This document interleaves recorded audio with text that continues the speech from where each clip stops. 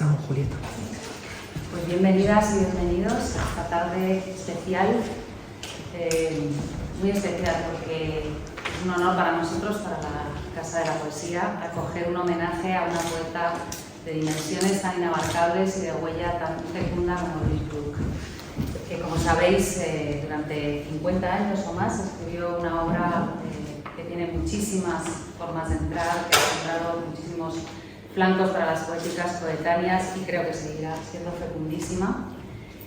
Y bueno, es una mujer que también, como sabéis, recibió todos los más altos premios, incluido el premio Nobel que se puede recibir en lengua anglosajona.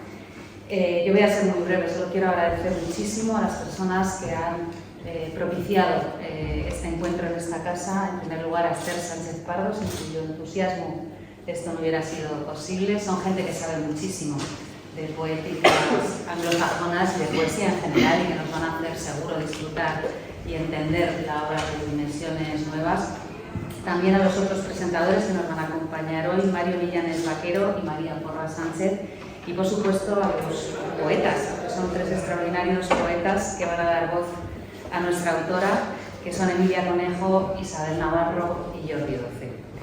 Simplemente recordar una reflexión que hacía la propia Louise Gluck en un ensayo de poesía titulado La idea de valentía. Decía: la necesidad de escribir es el deseo de quedar enredado en una idea. Para un escritor, pensar y escribir, como pensar y sentir, son sinónimos. Una poeta, una poesía tan interesante como pegada a la realidad, imantada por la realidad y de una solidez, de una noción neta de los asuntos fundamentales de la vida que yo creo que nos va a acompañar a todos durante muchísimos años, quizá toda nuestra vida. Una poeta enorme y, como os decía, es un honor acoger este homenaje un año después de su muerte en esta casa. Bienvenidos y empezamos.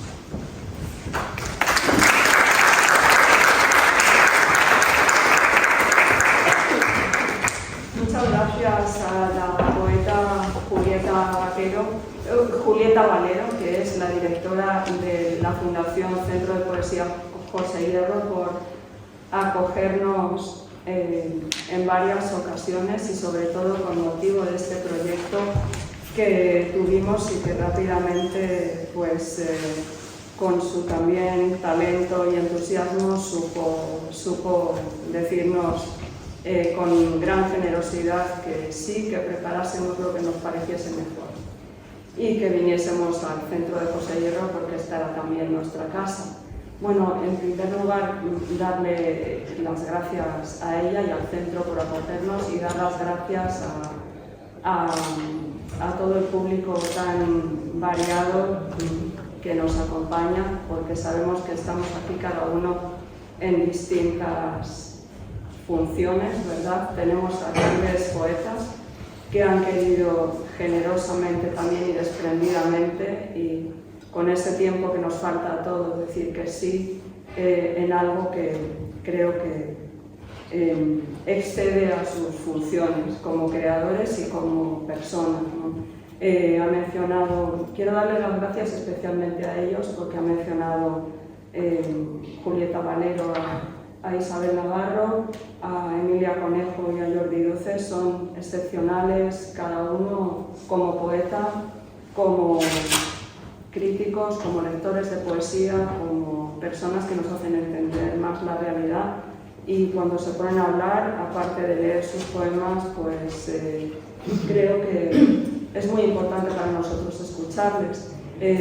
Quería deciros que para nosotros, para el grupo de la Complutense que hacemos poéticas y textos emergentes, que estamos aquí todos nosotros, pues es muy importante y ha sido muy importante el grupo y el premio Nobel porque ha sido un reconocimiento a esta poeta tan solitaria, ¿verdad? Una poeta que hace 3 años ya, cuando le concedieron el Nobel, tuvimos la suerte de poder convocar a un grupo de gente en la Facultad de Filología, que es nuestra segunda casa, y celebramos ya un seminario dedicado al mundo de Gluck, al universo de Gluck y a sus traducciones al español, porque afortunadamente tenemos la suerte de tener a Gluck bastante traducida al español y eso es muy positivo.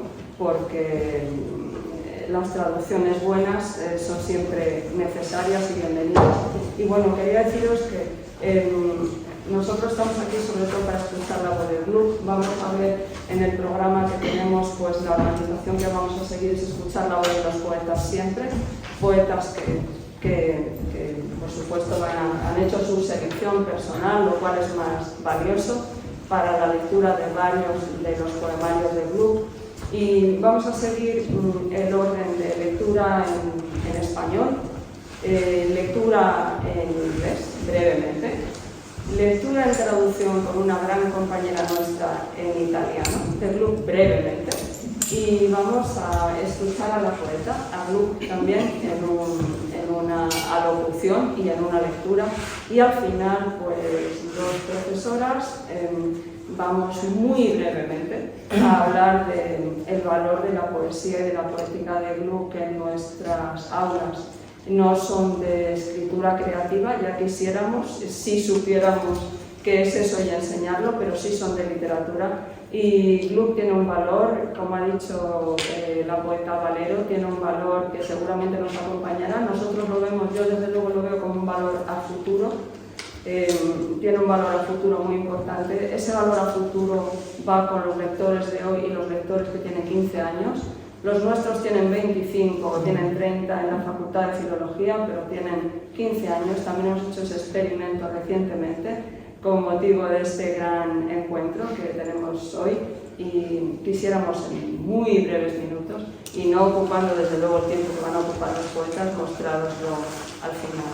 Doy las gracias a todos mis compañeros, a todos y cada uno de los que figuran en el programa y los que pues a lo mejor pues, no figuran porque ha habido algún imprevisto que nos ha surgido hoy, os lo haremos saber en el momento en que actúe la persona que por el imprevisto, por la enfermedad ha tenido que venir y que nos ha hecho este gran favor.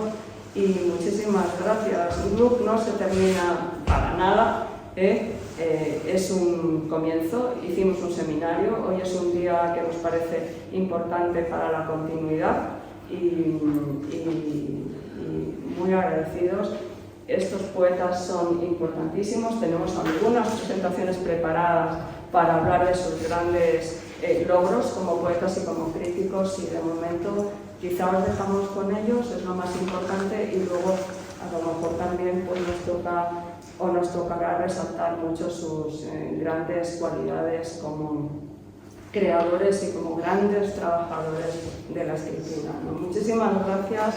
Gluck es especial, me ha dicho la poeta Valero también que ha estado recogida y contemplada en varios cursos en la Fundación y eso tiene un valor. En la facultad también está, en España está en traducción, en España está en inglés y bueno, Gluck es una poeta de nuestro tiempo, muy importante. Ha habido una serie de cosas que se han dicho sobre ella que luego podemos sacar, 3 o 4 adjetivos que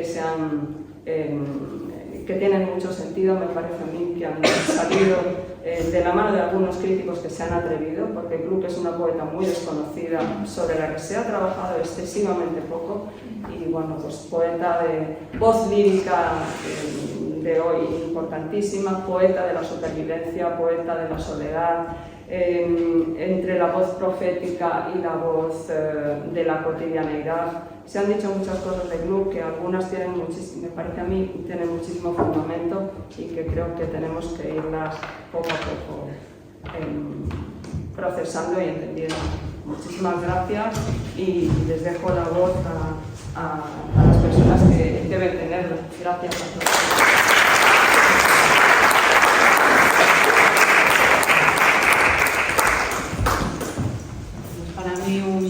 Tremendo presentar a Isabel Navarro, poeta y periodista, es la autora de Inane, que obtuvo el premio de poesía Blas de Otero en 2007, del poemario Cláusula Suelo 2017 y del ensayo sobre Rosalía, 7 fragmentos sobre la ira femenina y hacer cuerpo con el deseo en el Mangeder.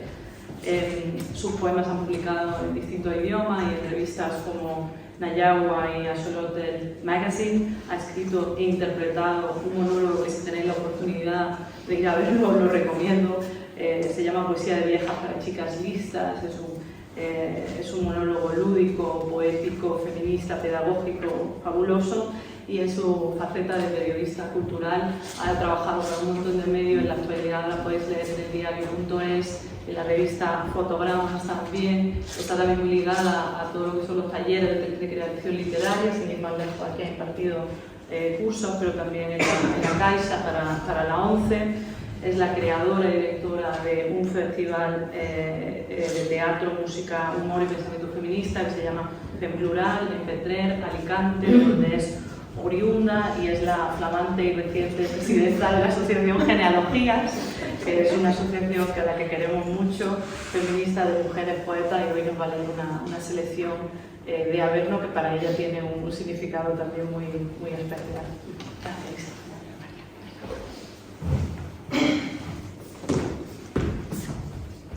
Hola, buenas tardes a todos y a todas, y muchísimas gracias por la invitación, a Esther, a María y a Julieta.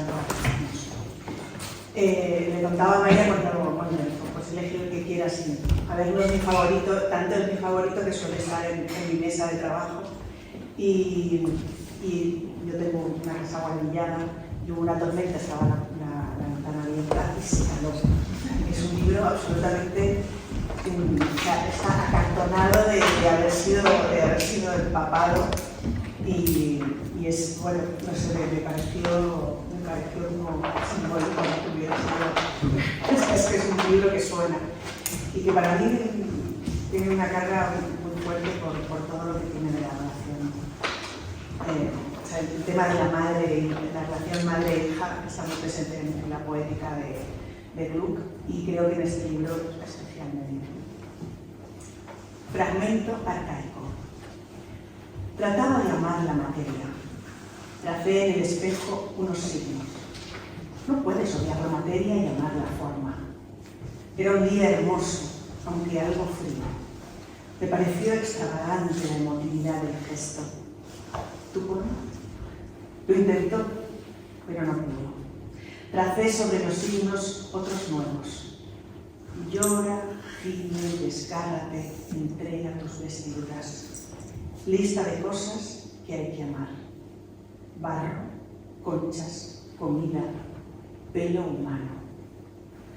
Dijo, un exceso sin uso.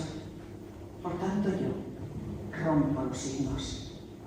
¡Ay, ay, ay, ay, ay! Gritó el espejo desnudo.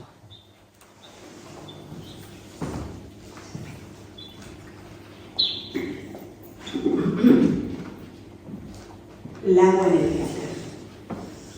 Entre el bien y el mal hubo una guerra.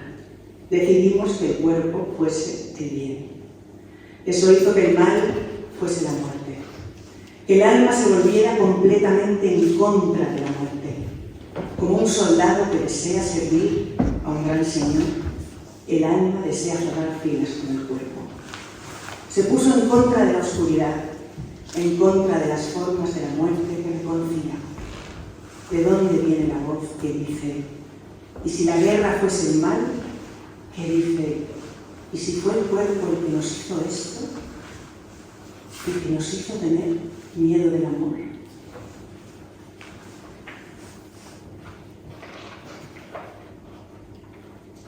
Perséfone, la errante. En la primera versión, Perséfone le es arrebatada a su madre, y la diosa de la tierra castiga a la tierra. Esto está en consonancia con lo que se sabe del comportamiento humano, que los humanos se sienten profundamente satisfechos al hacer daño, en especial daño involuntario. Se podría llamar a esto creación negativa.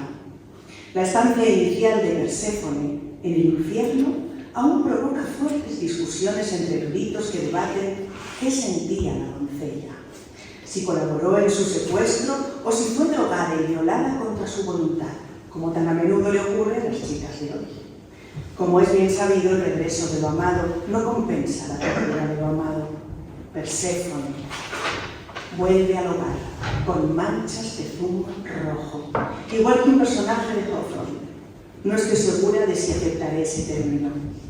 ¿Es la tierra el hogar de Perséfone? ¿Es razonable pensar que se siente como en casa en el lecho del dios? No está su casa en ningún sitio. Es una errante nata, es decir, una réplica existencial de su madre, solo que menos paralizada por la idea de causalidad. Te puedes permitir que no te guste nadie, ¿sabes? Los personajes no son gente, son aspectos de un dilema o de un conflicto. 3 partes, 3 divisiones, como en el alma: yo, superyo, ello. Del mismo modo, los 3 niveles del mundo conocidos son como un diagrama que separa el cielo de la tierra del infierno. Debes preguntarte, ¿dónde nieva? Blanco de olvido, de profanación, nieva en la tierra. El viento frío dice, Perséfone practica sexo en el infierno.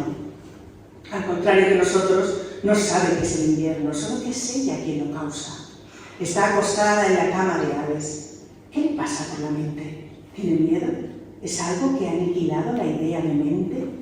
Ella sabe bien que la tierra la gobiernan las madres, de eso no hay duda. Sabe también que ella no es ahora lo que se dice una niña. Por lo que respecta al encarcelamiento, ella cree que ser hija y estar presa son lo mismo. En las terribles reuniones que le esperan, empleará el resto de su vida. Cuando el ansia de expiación es crónica, salvaje, no eliges tu modo de vida, no vives, no se te permite morir. Oscilas entre la tierra y la muerte, que parecen al final extrañamente semejantes. Los eruditos nos dicen que no tiene sentido saber lo que quieres, cuando las fuerzas que luchan por adueñarse de ti te pueden matar. Blanco de olvido, blanco de salvación. Dicen que el alma humana está extinguida, que no se hizo para pertenecer a la vida del todo. La tierra nos pide que neguemos la escisión y oculta bajo este ruego una amenaza tal como hemos visto en la historia de Perséfone, que debe ser leída como una discusión entre madre y amante. La hija solo es carne. Cuando la muerte la aborda, ella no ha visto aún el prado sin margaritas. De pronto ya no está cantando sus canciones de doncella sobre lo fecunda y hermosa que es su madre. Allí donde está la escisión, está la ruptura. Canción de la tierra, visión mítica de la vida eterna. Alma mía, abrumada por el esfuerzo de querer ser parte de la tierra. ¿Qué harás cuando te llegue tu turno en el campo de Dios?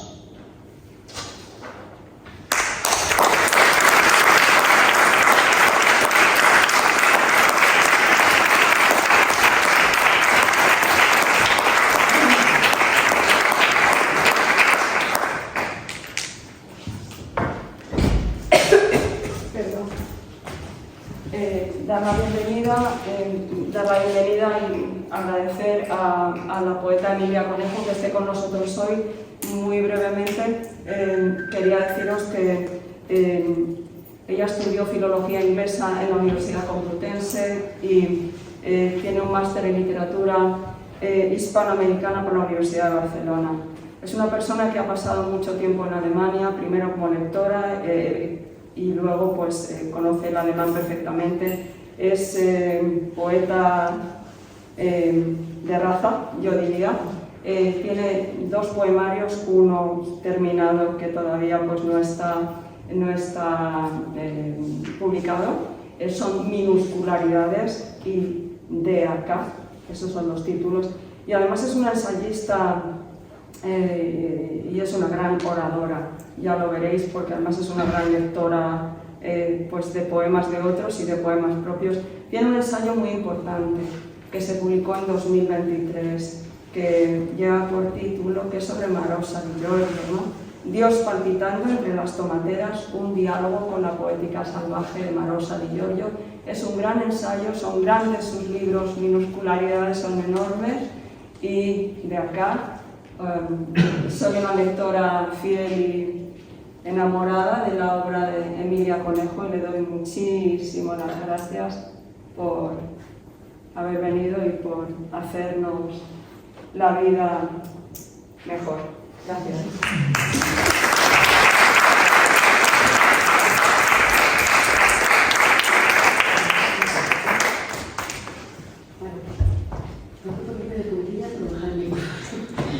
Bueno, muchísimas exposición.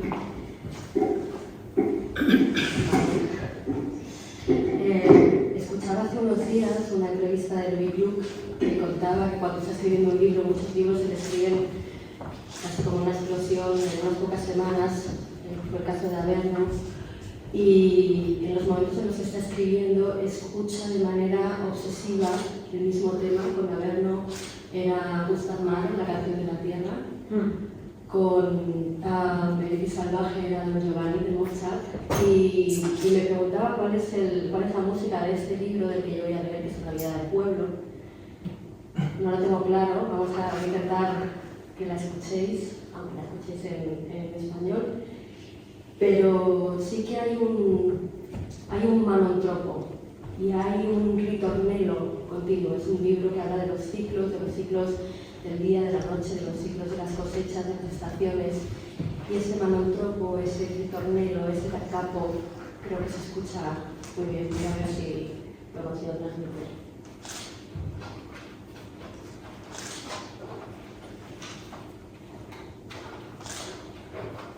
Murciélagos. Hay dos tipos de visión: el mirar las cosas, que pertenece a la ciencia de la óptica, versus el mirar más allá de las cosas, que resulta de la carencia. Hombre que te burlas de la oscuridad, rechazando mundos que no conoces. Aunque la oscuridad está repleta de obstáculos, es posible tener una conciencia intensa cuando el campo es estrecho y pocas las señales. La noche ha creado en nosotros un pensamiento más concentrado que el tuyo, si bien rudimentario. Hombre ego, hombre prisionero del ojo. Hay un camino que no puedes ver, más allá del alcance del ojo, lo que los filósofos han llamado la vía negativa. Para abrirle un espacio a la luz, el místico cierra sus ojos. La iluminación que busca destruye a las criaturas que dependen de las cosas.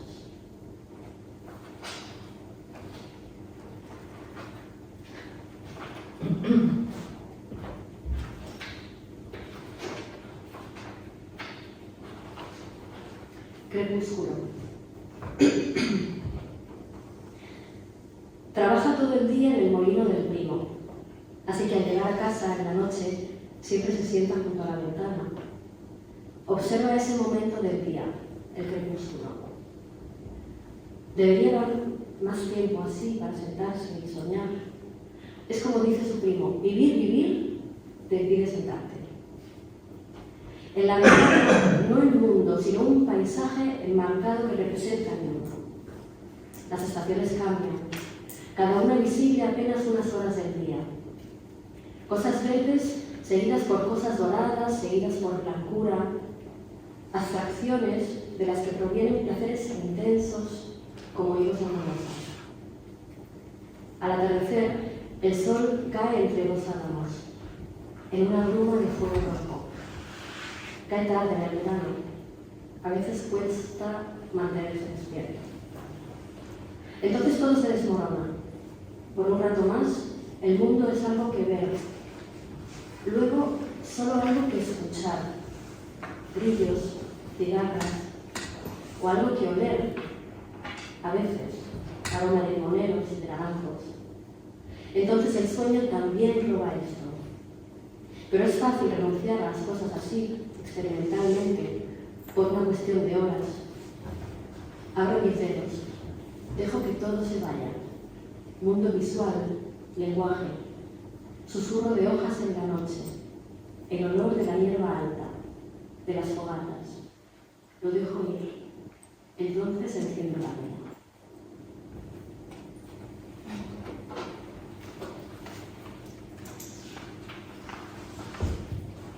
Lombriz. No es triste no ser humano. Tampoco el vivir enteramente bajo la tierra es degradante o vacío. Está en la naturaleza de la mente el defender su evidencia, como está en la naturaleza de aquellos que caminan por la superficie el temer las profundidades. La posición de uno determina los propios sentimientos. Y no obstante, caminar sobre algo no es triunfar sobre ese algo. Más bien es lo opuesto, una dependencia disfrazada, a través de la cual el esclavo completa al amo. Así, la mente desdeña lo que no puede controlar, que a su vez la destruirá. No es doloroso volverse sin lenguaje o vista. Si como los budistas uno declina dejar inventarios del yo, uno emerge en un espacio que la mente no puede concebir, ser completamente físico, no metafórico. ¿Cuál es su palabra? Infinitud, que quiere decir lo que no puede ser medido.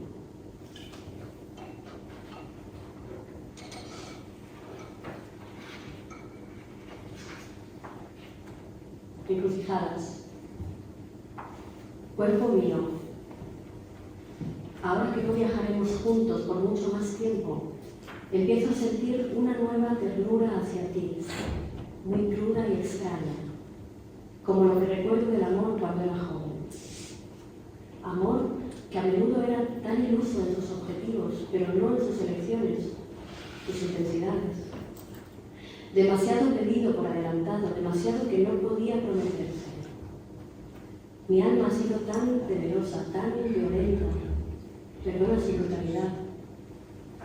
Como si fuera esa alma, mi mano se mueve cuidadosamente sobre ti, no queriendo ofender, pero ansiosa, finalmente, de alcanzar expresión y sustancia.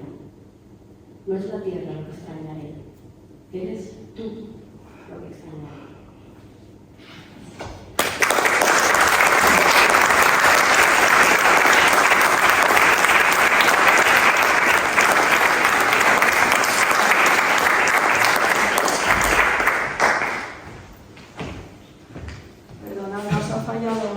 Persona y no es que esté ahí todo el rato, pero nos íbamos alternando las presentaciones, entonces os pido disculpas por repetirme aquí, pero nos ha fallado un compañero.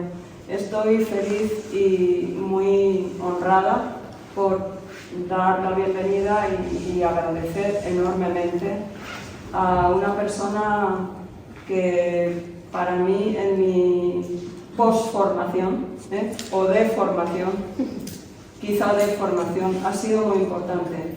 En las conversaciones y la escucha, también la lectura, a partir de que no solo leí sus traducciones maravillosas, que creo que son grandes traducciones, de las más importantes que se han hecho, de autores tan centrales como Blake, como Milton, como Seamus Heaney, como Eliot, como Anne Carson, como Charles Simic. Tenemos una galería de autores con unas traducciones tan cuidadas y tan por Jordi Doce, que tiene un doctorado, como saben, en humanidades por la Universidad de Sheffield y es uno de los críticos y de los poetas, o de los poetas y los críticos más importantes que tenemos en España hoy. Por eso, pues esta ocasión realmente merece todo nuestro humilde de la Facultad de Filología y del Centro José Hierro agradecimiento, porque Jordi Doce es una persona especial. En mi postformación y de formación ha sido muy importante las conversaciones y el aprendizaje que he tenido y que me ha brindado las conversaciones, la lectura de Jordi Doce. Él ha recibido muchos premios, es un gran ensayista, es un gran poeta y bueno, pues quiero mencionar este libro tan importante de Jordi, que es Maestro de Distancias, publicado en el año 2022, que según el suplemento del Cultural fue elegido como mejor libro del año 22. Tiene una colección impresionante, no sé cómo en su juventud puede atesorar tantísimo conocimiento poético y bueno, pues para mí es un referente y lo seguirá siendo, y por eso le agradezco enormemente que sea ese referente que necesitamos y que sea como es. O sea, que muchísimas gracias.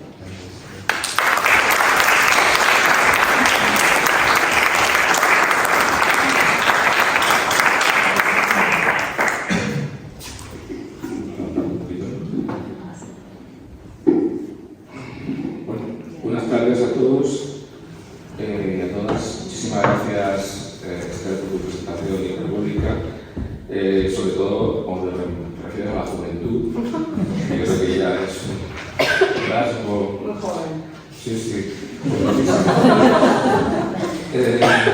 Bueno, muchísimas gracias. Es un placer estar en esta casa que conozco tan bien. Y el año pasado estuvimos aquí con Anne Carson y fue uno de esos momentos realmente de cumbre en nuestra colaboración con la Fundación.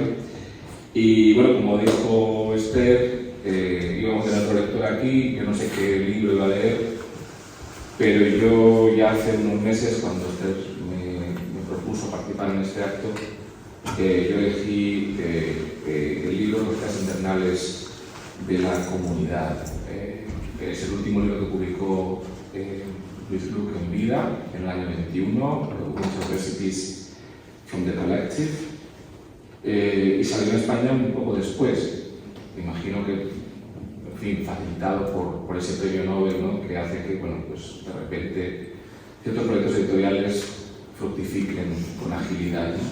Salió la traducción desde catalán, ese mismo año 21, y bueno, el título original es curioso, es Winter Recipes from the Collective, digamos que una traducción literal, ¿no?, nos haría optar por colectivo, pero claro, lo colectivo aquí en este libro tiene un sentido que en español remitiría a ese concepto un poco sociológico de lo común, ¿no?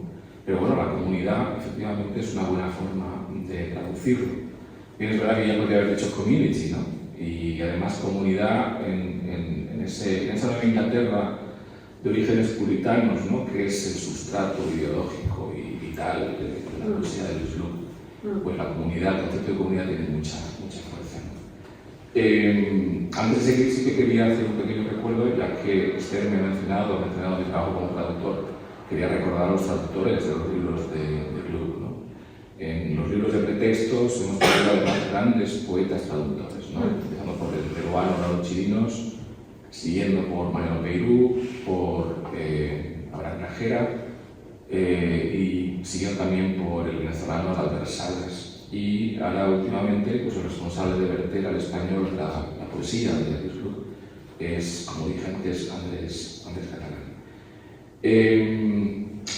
Este último libro suyo es un libro de postrimerías. Creo que ella misma se daba cuenta que estaba ya un poco en el tramo final de su vida, y es un libro que está que habita un paisaje invernal, un paisaje sombrío.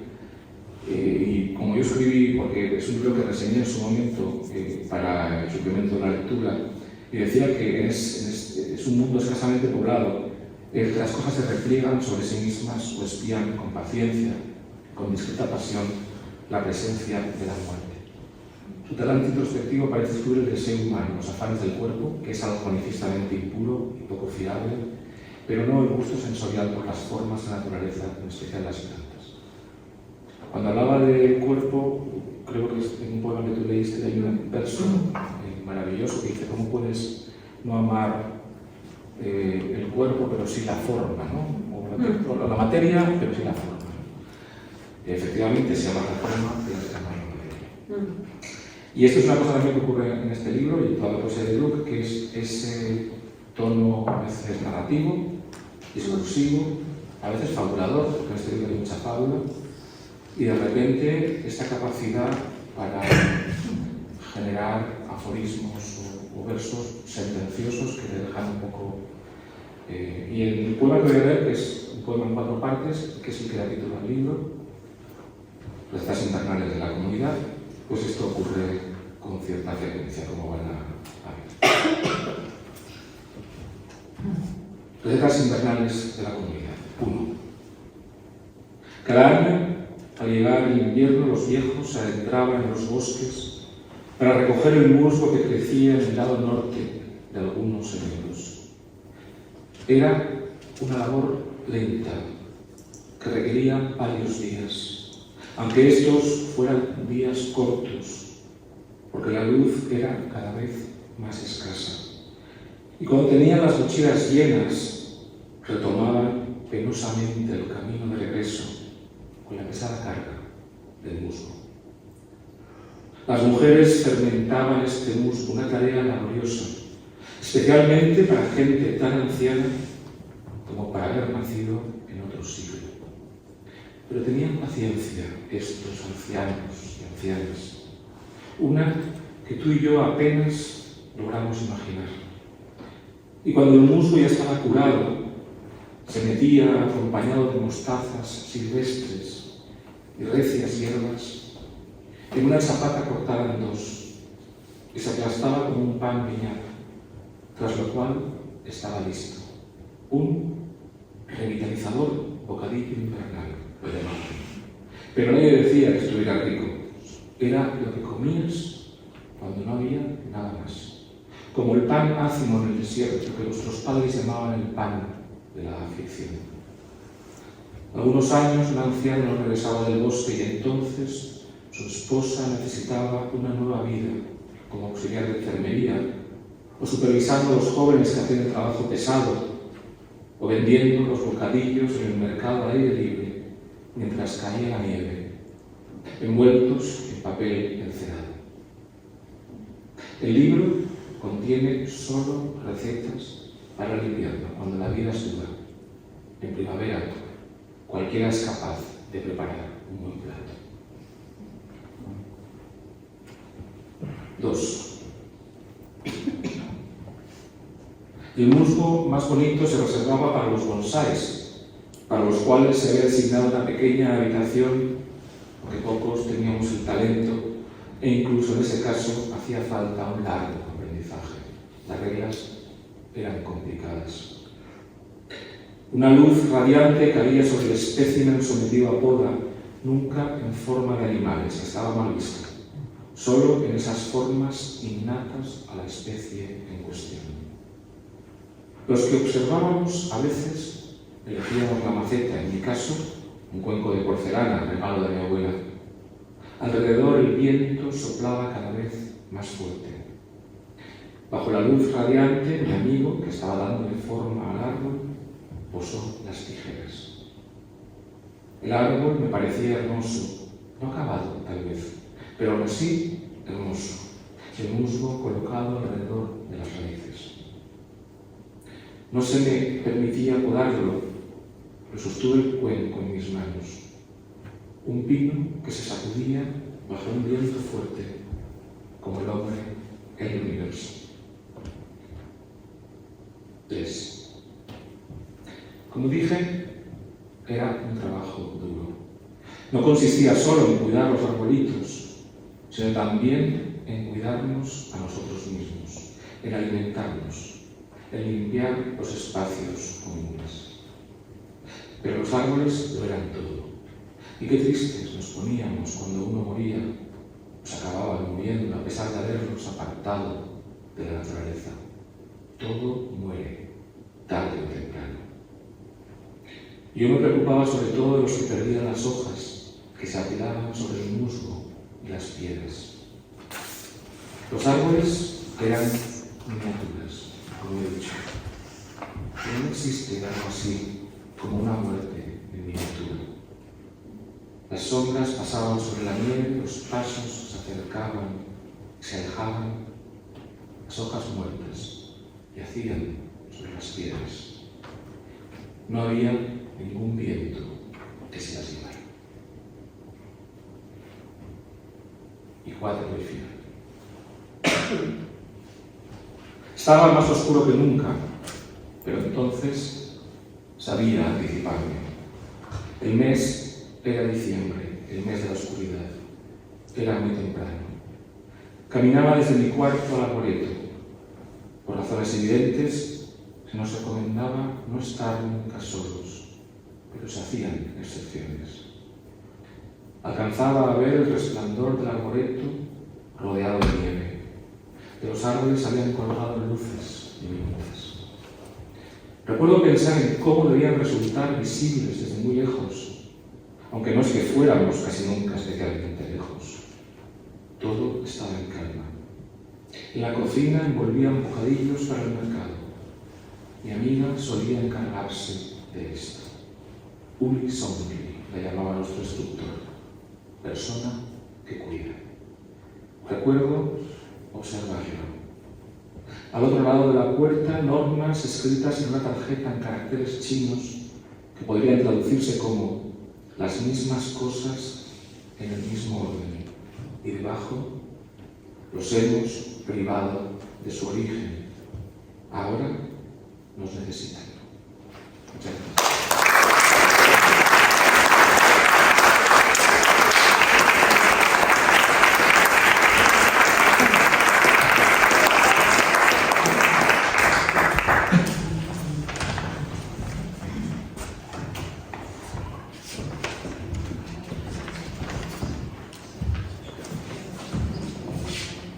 Pues continuamos con los poemas de Víctor Inglés después de estas lecturas maravillosas. Hemos preparado una selección de algunos de los poemarios de los que no se ha leído en este momento, también para dar una panorámica más amplia a esta poeta. En el programa inicialmente veréis el nombre de otra persona, Emma Corfut, que a última hora pues, se ha encontrado indispuesta, problema de salud, y no ha podido venir, así que le agradecemos muchísimo a Antonio Jiménez que haya podido sustituirla con poca antelación.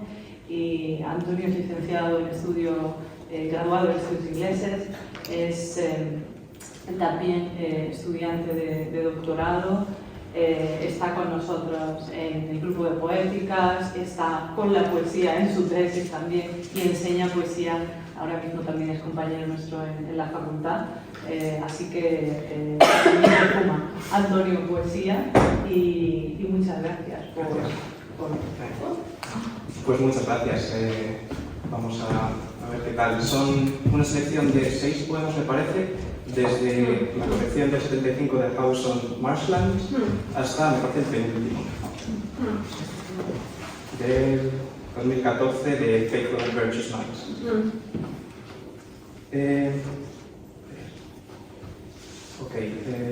Pues a lo largo de la selección yo creo que podemos ver lo que hemos comentado, los diferentes usos que hace del texto, desde poesía más de imágenes hasta poesía más discursiva, y luego cómo se van mezclando las dos. Primero creo que se dirigen en imágenes y luego va siendo más discurso, imágenes incluidas muy fuertes dentro del discurso. Y en este, por ejemplo, en varios de ellos podemos ver el uso del mito o de la fábula, que sí que le gusta mucho hacerlo. Greatly in Darkness, de The House on Marshland. This is the world we wanted. All who have seen us dead are dead. I hear the witches cry, break in the moonlight through a sheet of sugar. Goblin words.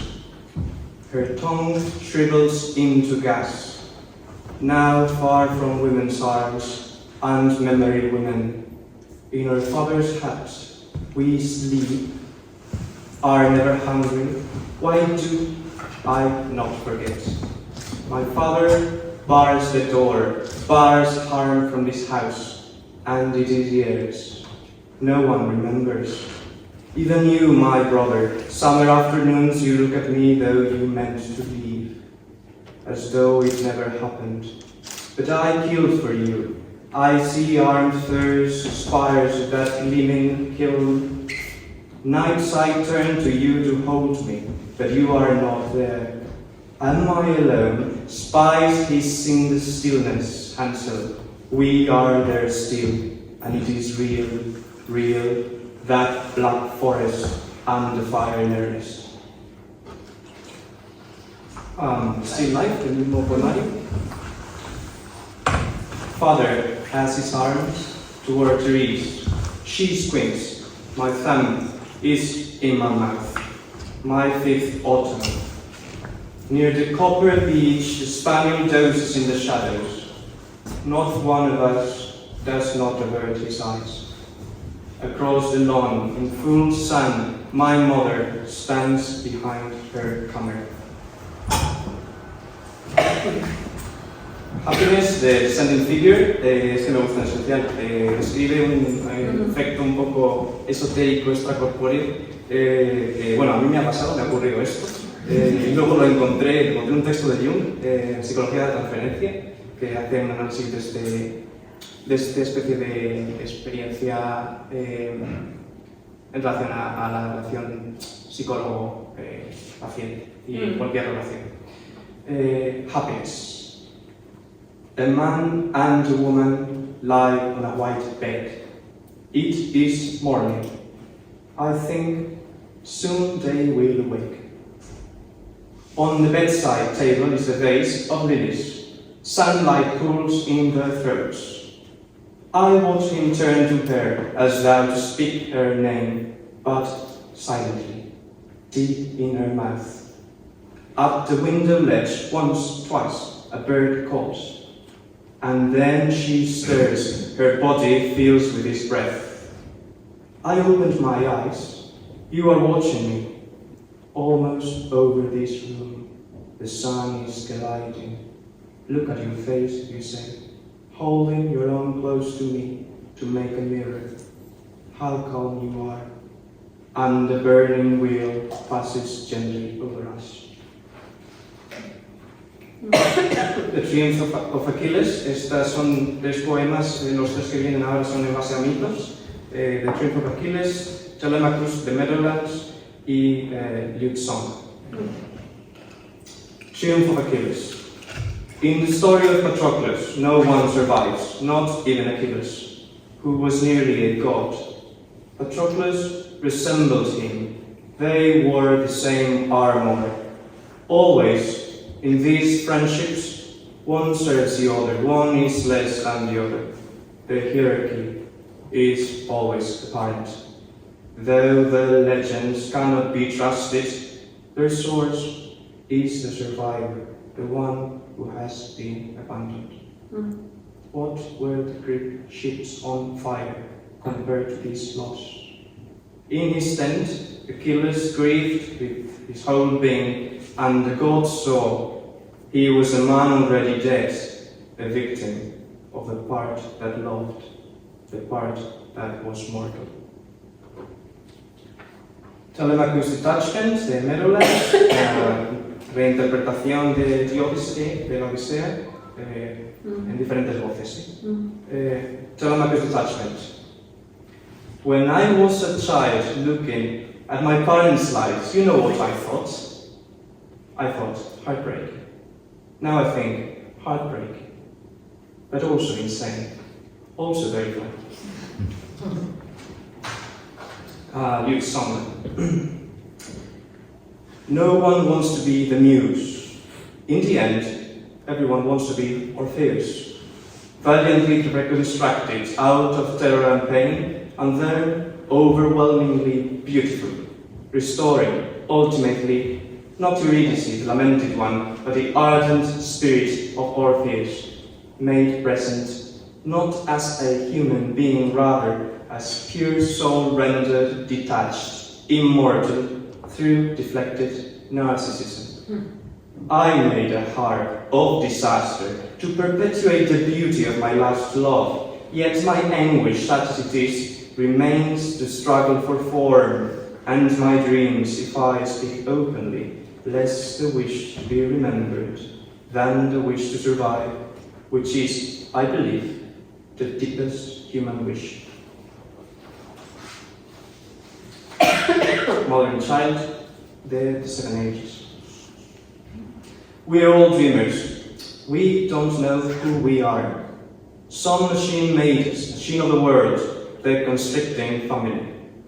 Then back to the world, polished by soft whips. We dream, we don't remember.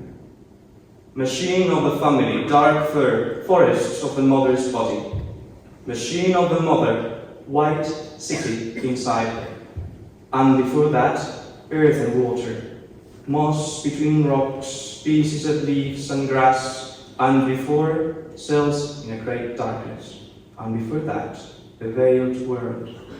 This is why you were born, to silence me. Cells of my mother and father, it is your turn to be pivotal, to be the masterpiece.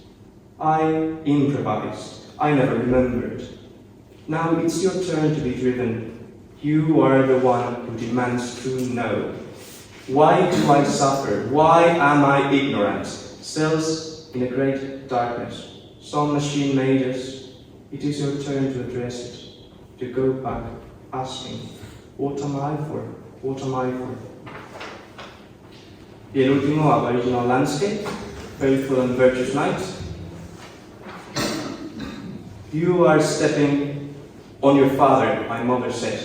And indeed I was standing exactly in the center of a bed of grass, mown so neatly it could have been my father's grave, although there was no stone saying so. "You're stepping on your father," she repeated, louder this time, which began to be strange to me since she was dead herself. Even the doctor had admitted it. I moved slightly to the side to where my father ended and my mother began. The cemetery was silent. Wind blew through the trees. I could hear, very faintly, sounds of weeping several rows away, and beyond that, a dog wailing. At length these sounds abated. It crossed my mind I had no memory of being driven here, to what now seemed a cemetery, though it could have been a cemetery in my mind only. Perhaps it was a park, or if not a park, a garden or bower, perfumed, I now realized, with the scent of roses, douceur de vivre filling the air, sweetness of leaving, as the saying goes. At some point, it occurred to me I was alone. Where had the others gone? My cousins and sister, Caitlin and Abigail? By now the light was fading. Where was the car waiting to take us home? I then began seeking for some alternative. I felt an impatience growing in me, approaching, I would say, anxiety. Finally, in the distance, I made out a small train, stopped, it seemed, behind some foliage. The conductor lingering against the doorframe, smoking cigarettes. "Do not forget me," I cried, running now over many plots, many mothers and fathers. "Do not forget me," I cried, when at last I reached him. "Madame," he said, pointing to the tracks, "surely you realize this is the end. The tracks do not go further." His words were harsh, and yet his eyes were kind. These encouraged me to press my pace harder. "But they go back," I said, and I remarked with sturdiness, as though they had many such returns ahead of them. "You know," he said, "our work is difficult. We confront such sorrow and disappointment." He gazed at me with increasing frankness. "I was like you once," he added, "in love with turbulence." Now I spoke as to an old friend. "What of you?" I said, since he was free to leave. "Have you no wish to go home? To see the city again?" "This is my home," he said. The city is where I live here."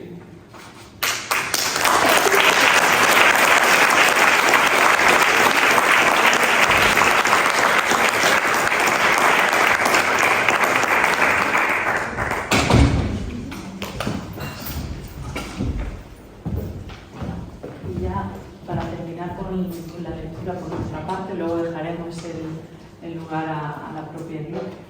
Tenemos a Valentina Zucchi, que nos va a leer de White Iris en italiano. Ella es profesora, compañera de la Facultad Complutense del Departamento de Italiano, es compañera también del grupo Poéticas, y estamos súper agradecidas de que también se haya ofrecido a estar aquí con su voz. Muchas gracias, Valentina. Muchas gracias. Muchas gracias a Esther Sánchez Pablo por invitarme a participar en esta jornada tan interesante y tan necesaria y para rendir homenaje a una gran poeta, Louise Gluck. Os voy a leer tres poesías de Iris Salvaje, el Iris Salvaje, Matutino, Matens y L'alba in una mano. Voy a empezar por L'Iris Selvatico, en las traducciones al italiano de Massimo Bacigalupo. Alla fine del mio soffrire c'era una porta. Sentimi bene, ciò che chiami morte lo ricordo. Sopra rumori, rami di pino smossi, poi niente. Il sole debole tremolava sulla superficie secca. È terribile sopravvivere come coscienza, sepolta nella terra scura. Poi finì. Ciò che temi, essere unanime, non poter parlare, finì a un tratto. La terra rigida un poco curvandosi. E quel che mi parve, uccelli sfreccianti in cespugli bassi. Tu che non ricordi, passaggio dall'altro mondo. Ti dico che seppi parlare di nuovo. Tutto ciò che ritorna dall'oblio ritorna a trovare una voce.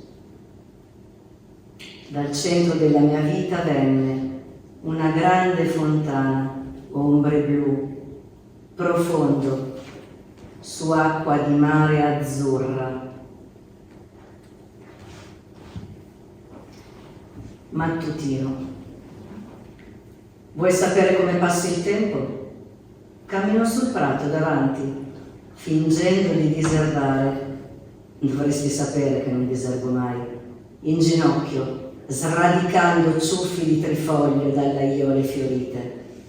In realtà sto cercando coraggio, qualche indizio che la mia vita cambierà, anche se ci vuole un'eternità.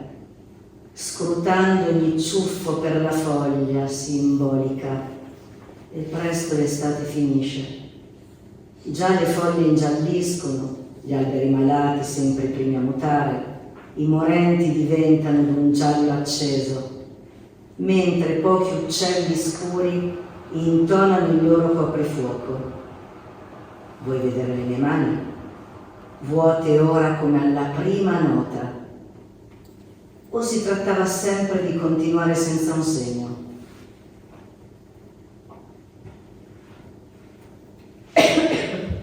Ninna nanna. Tempo di riposare adesso, avete avuto abbastanza emozioni per ora.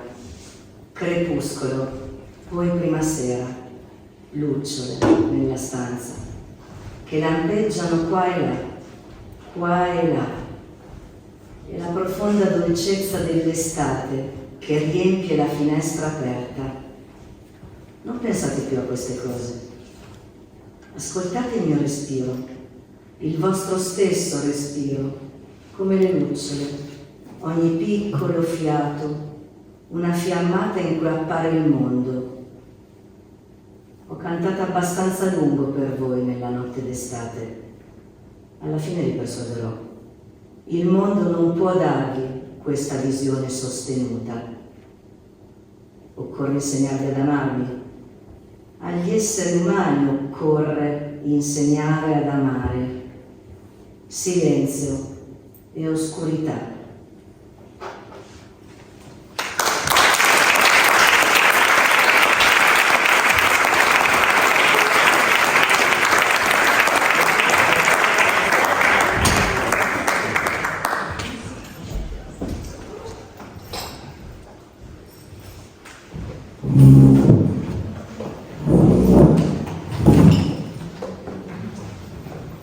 The most miraculous thing to do. I have to remind myself that not everyone in the world actually wants to be a poet.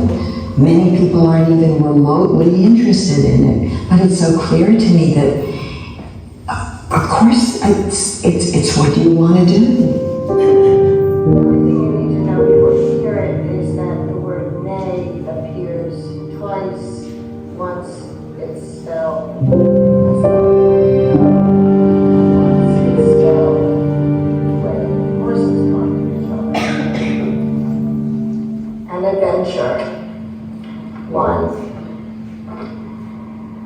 It came to me one night as I was falling asleep that I had finished with those amorous adventures to which I had long been a slave. Finished with love, my heart murmured, to which I responded that many profound discoveries awaited us, hoping at the same time I would not be asked to name them, for I could not name them. But the belief that they existed, surely this counted for something.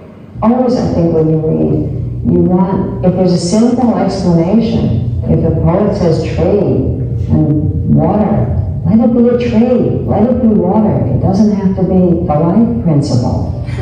Anyway, this was a woman watching a man. The mirror. Watching you in the mirror, I wonder what it is like to be so beautiful, and why you do not love but cut yourself, shaving like a blind man.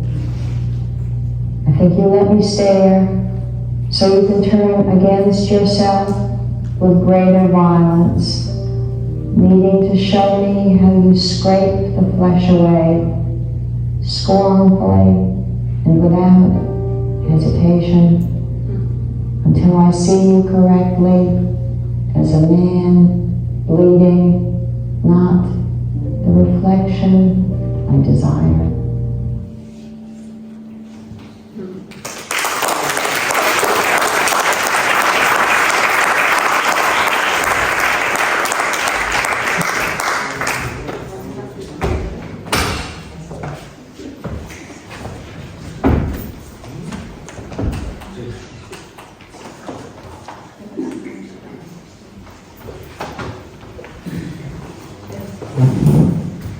Gracias. Nos pareció que era interesante ver a Gluck en varias edades y leyendo también. El primero es un fragmento, el segundo es el poema completo. Muy breve, súper breve. Somos dos profesoras aquí presentes.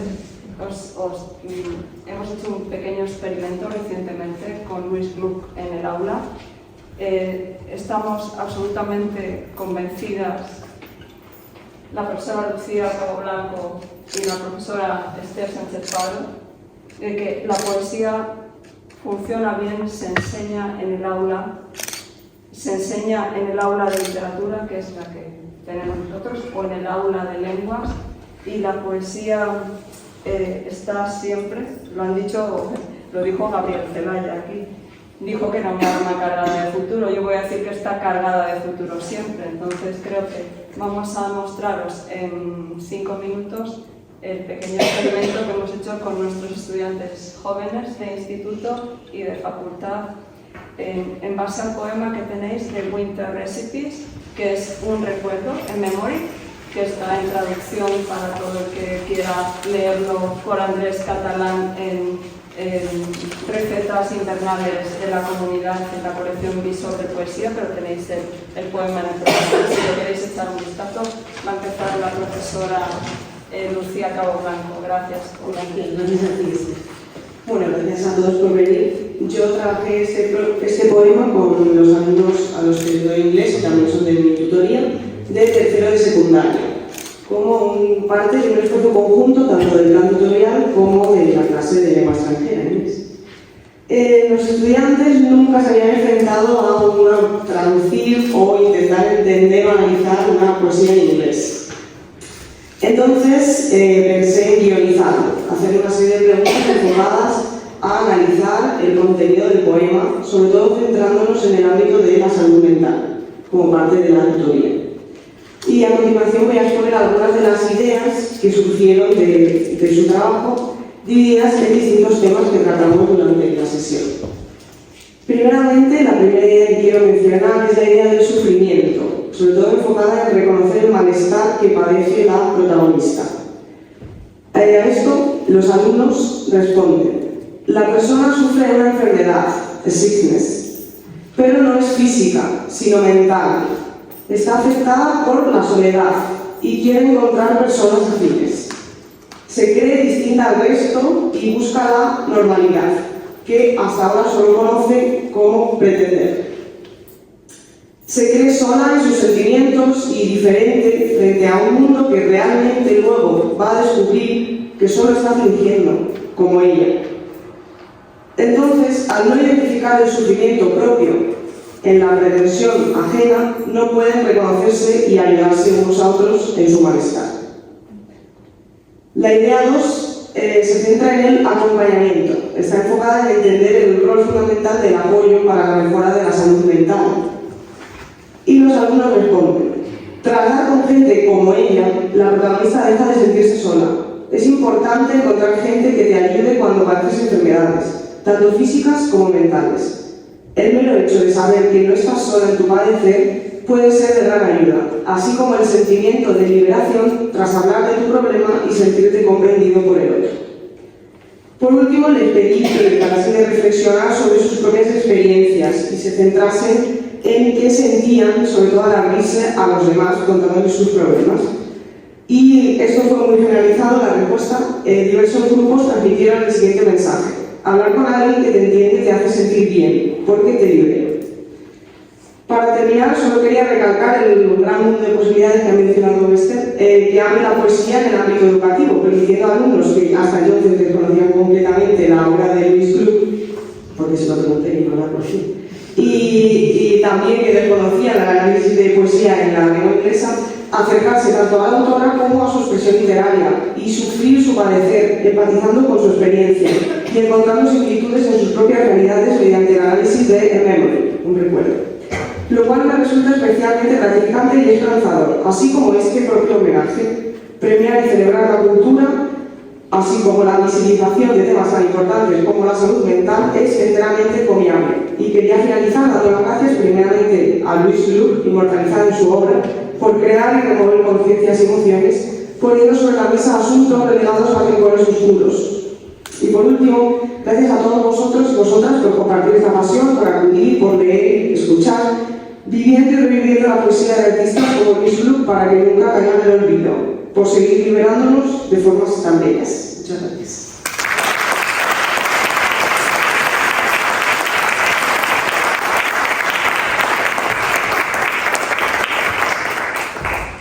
Gracias. Solo os doy el contexto brevemente de lo que os presento en 3 minutos. Son 3 minutos y exactamente enseño literatura, como varios de nosotros en la Facultad de Filología, y la clase y el curso en el que he utilizado este poema, os recuerdo, no es una clase de poesía. Os digo por qué he utilizado este poema con motivo del homenaje para hacer un pequeño experimento, y es en la clase de literaturas postcoloniales, en la que hacemos todos los géneros. Hacemos narrativa, pero hacemos poesía. Bueno, hacemos ensayo, como podéis suponer, una serie de géneros importantes que conforman un poco la disciplina. Entonces hemos tenido la visita recientemente de una poeta joven bastante consolidada, en sus 40, la poeta Sarah Holland Barth. Ha venido a darnos una sesión fantástica y su último libro, que ha sido libro del año en Australia en el año 22, El Jaguar, está dedicado a un 80% del libro, yo diría, esto suena mal en poesía, está dedicado al Alzheimer de su padre, ¿no? Entonces hay un poema en el que se habla, un poema importante creo para todos. Ella lo leyó con nosotros y nos habló del poema, El Don, The Gift. Nosotros hemos hecho una comparación y he escindido la parte de la comparación porque sería muy extenso, entre la situación de la enfermedad y de la cercanía de la enfermedad. Gluck estaba seguramente ya enferma de cáncer cuando escribió A Memory, y la enfermedad y la muerte, ¿no? Y entonces esto es un composite, es una especie de collage entre unas 8 alumnas, aproximadamente en clase tengo 35, que he traído para nosotros y para intentar ver cómo alumnos de 22 años aproximadamente entienden en ese contexto comparativo la enfermedad, la muerte, estamos cerca, este tipo de poesía. Como decía Jordi Doce, mejor que yo, pues es una poética ya de las postrimerías. Muy breve. El poema de Gluck podría ser un reflejo de su propia muerte, o quizá incluso una especie de premonición. Fue escrito en 2021 y la poeta falleció en 2023 a causa del cáncer. Un recuerdo presenta técnicamente una sola voz, la de la narradora. Sin embargo, ella menciona en el poema diferentes... Esto está escrito, perdonad, en inglés, pero claro, es muy pesado leerlo en inglés. Lo he traducido para nosotros. Ella menciona en el poema diferentes voces que alguna vez pude escuchar. Por ejemplo, hay una parte del poema en la que menciona que solía hablar con compañeros y luego hubo una época en la que prefirieron escuchar el río. Por lo que estos dos elementos también podrían considerarse voces implícitas que nosotros como lectores no podemos escuchar, pero el autor sí. La voz de Gluck es solitaria e introspectiva, capta el aislamiento de la enfermedad. Su narración se complementa con una voz colectiva implícita de los compañeros que simboliza el sufrimiento compartido y el anhelo de comprensión. El río, la hierba del pantano y el viento otoñal son las tres imágenes principales del poema. Estos elementos naturales evocan un lugar intermedio que puede conectar el pasado y el presente y una temporalidad que parece conducir al olvido. Este paisaje natural podría representar los tranquilos estados interiores de Gluck, mientras se enfrenta a su inminente muerte. El río en particular podría representar el inevitable paso del tiempo y la prolongabilidad de la memoria, mientras que el viento otoñal y la hierba del pantano representan la fugacidad de la vida. El poema evoca una sensación de quietud y aislamiento, con la hierba alta del pantano y el río sugiriendo temas de flujo, impermanencia y aceptación. La conexión del río con el concepto taoísta de Wu Wei enfatiza la vida como un flujo natural que no se resiste y avanza inevitablemente hacia sus fines. Además, al leer el poema es evidente que la decadencia se expresa con la fría imagen del invierno. La idea del ciclo de las estaciones es útil para que el lector perciba diferentes colores. También es otra forma de abordar una misma idea, la de la muerte, con visiones diferentes. Gluck emplea los paisajes naturales antes mencionados con un lenguaje minimalista que puede evocar una conexión con la eternidad. En un recuerdo, términos como río, recuerdo e infancia se repiten a lo largo del poema, enfatizando el correr de la memoria. Además, el viento otoñal que sopla a través de la hierba se describe con la literación calmly, continuously, contribuyendo a una suave melodía y creando una imagen acústica. La voz poética reflexiona sobre su propia vulnerabilidad ante el tiempo y la muerte. El tono no cambia drásticamente, si bien hay un ligero cambio al final, cuando la voz menciona la sensación de volver al olvido, lo que sugiere una búsqueda de algo más allá de lo tangible, una conexión con lo intemporal y la idea de que la memoria y la muerte están conectadas a un ciclo eterno. En un recuerdo se refleja el sufrimiento personal. Este poema recoge el viaje personal de la poeta y se centra en temas como la propia muerte. Hay también una importante metáfora, la del río, que sin duda rueda la vida, que es como un río que fluye siempre, y la voz poética compara con su pasado, con su infancia, con algo que le faltaba entonces. El poema nos hace conscientes de la complejidad de las emociones humanas ante la muerte, es a la vez doloroso y liberador, demostrando que belleza y sufrimiento pueden coexistir en nuestras vidas. Un recuerdo nos pide que consideremos la fragilidad de la memoria y la certeza de la muerte, expresando una emoción humana común, el reconocimiento de nuestra separación de los otros y finalmente del mundo al enfrentarnos a nuestra mortalidad.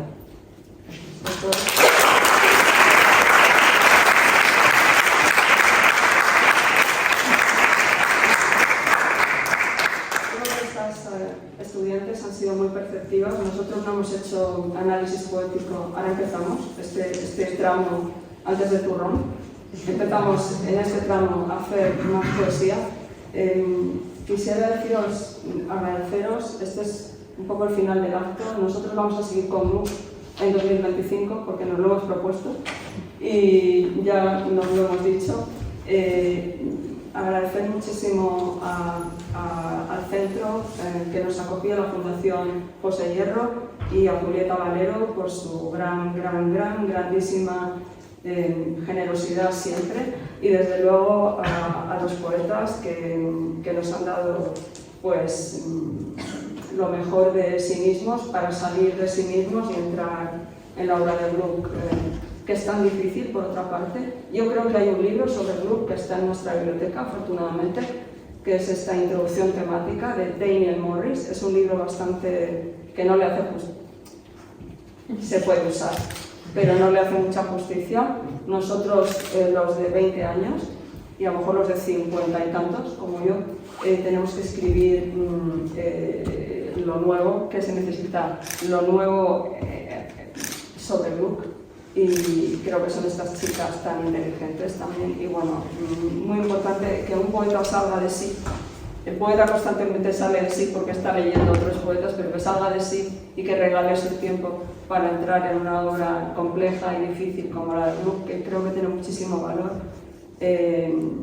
Nosotros no hemos podido pagarles de ninguna manera porque no tenemos los medios, y creo que esto conste porque es muy importante. El tiempo es lo único y